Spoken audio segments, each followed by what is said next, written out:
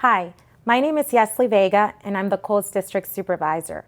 I want to share some important information about the Route 234 Brentsville Interchange project. Originally, a public information meeting was planned for March 25th at the Lake Jackson Volunteer Fire Department. However, the meeting was canceled due to COVID-19. Therefore, we are providing you all of the information online. The Prince William Parkway is a major commuter route in the county and serves as a gateway to Route 1, I-95, and I-66. Looking at the projected population and employment growth in the Coles District and neighboring districts within the county, the Prince William Parkway will become even busier in a few years.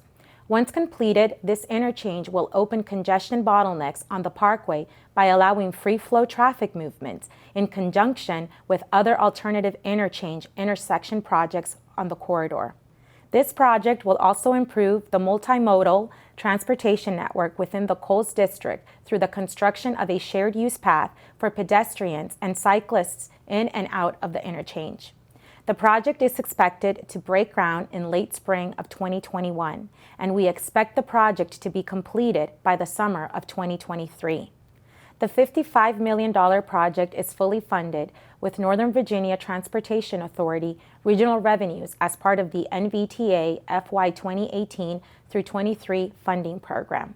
We appreciate NVTA's consideration and funding of this much-needed project. Now, the county's project manager will walk you through the proposed project details. Thank you, Supervisor Vega, for the opening remarks. Welcome everyone to our virtual presentation for public information and comments on Route 234 Brentsville Road Interchange Project. This is Dagmawi Shukriye. I'm with Prince William County DOT, Alternative Delivery Branch. I'm the project manager for this project. As some of you may know, our department was in the process of hosting a public information meeting back in March. Unfortunately, that meeting had to be canceled because of COVID-19 related restrictions. But we're here today and we're thrilled to be able to do this virtual presentation and provide the public, you, a chance to give feedbacks and make comments on this unique and exciting project. Having said that, I'll directly jump to my presentation by addressing the project budget and timeline. Project budget and timeline. We are building this interchange project on behalf of Northern Virginia Transportation Authority as part of their regional improvements. And we received $54.9 million through NVTA's 6-year funding program. And as far as timeline is concerned, we received our first unsolicited proposal in October 2018, advertised for competing proposals in November 2018, and received 2 additional competing offers. And the county advanced all 3 to the next stage of procurement. So we issued our request for detailed proposal in October 2019. In the next couple of slides, I'll be talking about the project background to kind of give you how this project evolved through time and give you a sense of how we got to where we got. This project has been in the making for a long time. Back in 1994, VDOT had a conceptual interchange designed for this intersection that is depicted on the left side of your screen. Obviously, they didn't go forward with the interchange concept. However, that exercise led to the acquisition of the land that you see highlighted in orange on the right side of your screen. 25 years later, VDOT came back with their STARS program to study Route 234 corridor. STARS is an acronym that stands for Strategically Targeted Affordable Roadway Solutions. What they do in this study is they identify intersections that need upgrade. They study those intersections and they publish their recommended improvements in the form of a high-level schematic design. So in 2018, VDOT identified 6 intersections along Route 234, including the intersection with Brentsville Road. As a result of that study, they published the schematic design that you see on the right side of your screen. On the left side of the screen, I have the existing conditions, and I assume most of you or all of you are familiar with the existing conditions, but for the sake of clarity and discussion, I'll point out the traffic elements as they stand today. On Route 234, we have 2 intersections that are traffic signal controlled, and they're roughly 750 feet apart. Along Bradley Cemetery Way, we have two T intersections that are stop sign controlled. As part of the STAR's suggestion of improvements, they suggested building a new bridge at the intersection of 294 and 234. That bridge structure eliminated the traffic signal at that location. They also included construction of ramp roadways to connect the movements between 294 and 234. Moving up along 294 at the intersection with Bradley Cemetery Way, the STAR's concept suggested upgrading that intersection into a continuous green T. Continuous green T is a new and innovative way of designing T intersections that VDOT recently started using to improve functionality at T intersections. They allow for partial free flow movements, and all the movements that you see highlighted in green at that location will be free flow movements. Moving along Bradley Cemetery Way at the other end, at the intersection with Route 234 Business, the STAR's concept introduced a new ramp roadway to connect that intersection with northbound 234. That concept also converted the stop sign controlled intersection into a traffic signal controlled intersection. Coming down south along Route 234 Business at the intersection with Route 234, the STAR's concept rerouted Brentsville Road to become a fourth leg of the traffic controlled intersection. Basically, that summarizes all the improvements that were suggested by the STARS program at the Route 234 and Brentsville Road intersection. That being said, at the county, we're looking for ways to remove the second traffic signal and convert this stretch of Route 234 into a free flow condition interchange. So we made additional improvements on the STARS concept and additional improvements and modifications to help us achieve this core objective.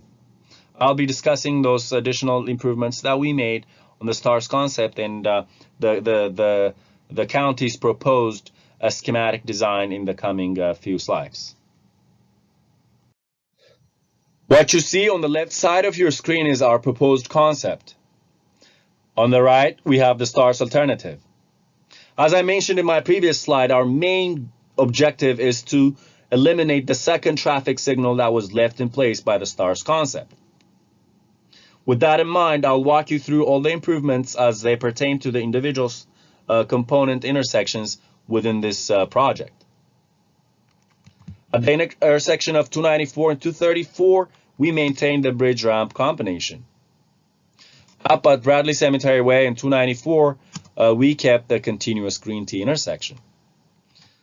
Going left along Bradley Cemetery Way towards 234 Business intersection, we maintained the ramp as suggested by the STARS. But we also added a new ramp to channel traffic from northbound 234 towards the signalized intersection at Bradley Cemetery Way and 234 Business. Coming down south along 234 Business, we introduced a new bridge structure. This bridge will span over 234 and help us eliminate the second traffic signal. Coming down south further along realigned Brentsville Road, we included a splitting ramp that will provide a direct access from Brentsville Road to southbound 234. We also included a new third ramp that would provide direct access for traffic from 234 southbound to realigned Brentsville Road. The intersection of the third ramp with the realigned Brentsville Road will operate under a continuous green T. In addition to the roadway improvements, we also made a revision on the shared use path and modified it to go along the realigned Brentsville Road and towards Route 234 Business. That basically summarizes all the improvements that we made to the STARS concept. Because of these additional ramps and the bridge structure, we were able to eliminate the second traffic signal and also accommodate all existing movements in our proposed concept. In the next slide, I'll be talking about the project, the proposed concept in general, and also the project delivery aspects of this project. What you see on your screen is our proposed concept. We are at 10% design completion. As I stated earlier, all existing movements have been accommodated in the schematic design. By looking and following the orange outline around our project, the majority of the footprint of our project falls within the publicly owned right-of-way. However, some additional right-of-way may be needed to fully complete this project. One important reminder I want to say here is we are expecting your feedbacks based on this concept. Having said that, I'll say a couple of points on the project delivery aspect of things.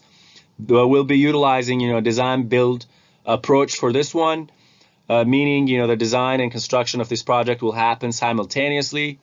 And because of the nature of design build projects, some of the features that you see here can change. But once we bring a design builder on board and get the design to a 60% completion, we'll hold a formal public hearing, giving the public another opportunity to provide feedbacks and make comments on this development. Besides this schematic design, our team is also working in putting together some additional documents, and I'll cover those additional documents along with the project schedule in the next slide. These additional documents I mentioned earlier include Interchange Justification Report Framework document. This is a traffic document that's a requirement by VDOT for projects of this magnitude. We are reevaluating the 1994 environmental document and putting together some informational geotechnical data as well.